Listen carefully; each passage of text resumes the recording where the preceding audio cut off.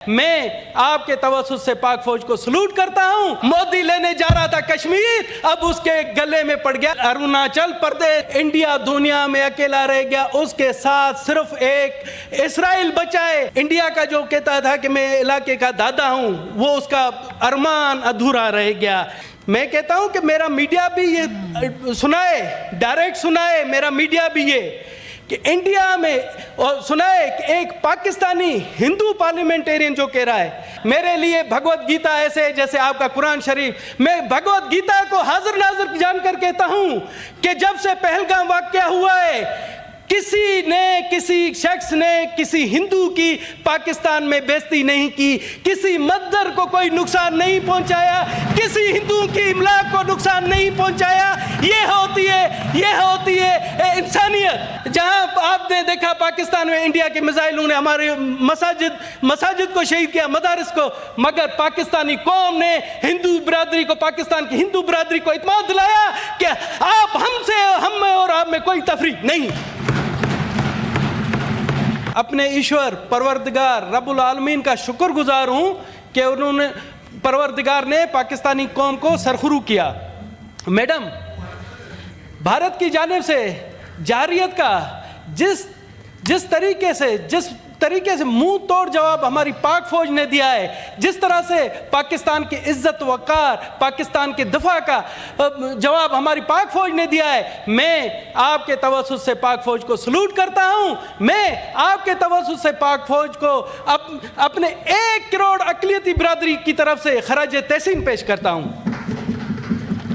محترمہ، کہتے ہیں ایک مثال مشہور ہے کہ کسی کے شر میں خیر ہوتی ہے۔ انڈیا نے شر کیا پاکستان پر، جارحیت کی، مگر اس جارحیت میں بھی پاکستان کا خیر ہوا۔ پاکستان کو اس جارحیت سے بے شمار فوائد ملے۔ آپ دیکھیں ہماری پاک فوج کی صلاحیت، ہمارے پاک شاہینوں کی صلاحیت، ہماری بحریہ کی صلاحیت، اور سب سے بڑھ کر سائبر واریئرز کی صلاحیت پوری دنیا کو پتہ پڑ گئی، پوری دنیا پر ہماری پاک فوج کی دھاک بیٹھ گئی۔ محترمہ، یہ کوئی مذاق کی بات نہیں ہے، پوری دنیا میں پاک فوج کا نام بلند ہوا، پاکستان کے عوام کا نام بلند ہوا۔ اس شر سے پاکستان کی قوم متحد ہو گئی، نہ کوئی بلوچ رہا، نہ کوئی پنجابی رہا، نہ کوئی پشتون رہا، نہ کوئی سندھی رہا، سب پاکستانی بن گئے اور بھرپور طریقے سے جواب دیا۔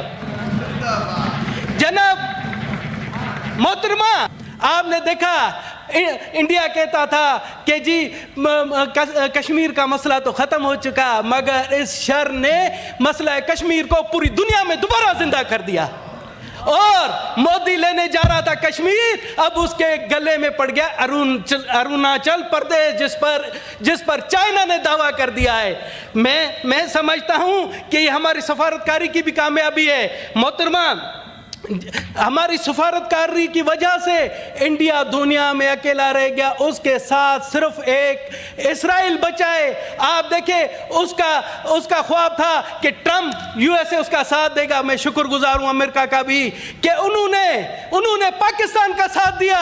اور میں اپنی قوم کو بتانا چاہتا ہوں کہ ہمارے کچھ دوست ابھی بھی امریکہ مخالف بیان دے رہے ہیں، تو میں کہتا ہوں کہ امریکہ کو ہمیں اپریشیٹ کرنا چاہیے کہ اس موقع پر امریکہ نے ہمارا ساتھ دیا۔ جناب محترمہ، انڈیا کا جو کہتا تھا کہ میں علاقے کا دادا ہوں، وہ اس کا ارمان ادھورا رہ گیا، اور وہ اب ڈھونڈتا پھر رہا ہے اپنی عزت کے لیے۔ محترمہ، میں زیادہ ٹائم نہیں لوں گا، میں آپ کو بتا دینا چاہتا ہوں کہ انڈیا میں پہلگام واقعے کے بعد، محترمہ یہ لفظ میں کہتا ہوں کہ میرا میڈیا بھی یہ سنائے، ڈائریکٹ سنائے میرا میڈیا بھی یہ کہ انڈیا میں سنائے کہ ایک پاکستانی ہندو پارلیمنٹیرین جو کہہ رہا ہے انڈیا میں پہلگام واقعے کے بعد وہاں پر رہنے والے مسلمانوں کا عرصہ حیات تنگ کر دیا گیا، وہاں اقلیتوں کا عرصہ حیات تنگ کر دیا گیا، ان کی مساجد پر حملے کیے گئے، یہاں تک آپ سب نے دیکھا ہوگا ان کی کرنل صوفیہ قریشی، پاک بھارت کی سرونگ کرنل، उसके खिलाफ भी प्रोपेगेंडा किया गया और वहां के एक पार्लियामेंटेरियन ने कहा कि ये दहशतगर्दों की बहन है, उसकी तजलील की गई।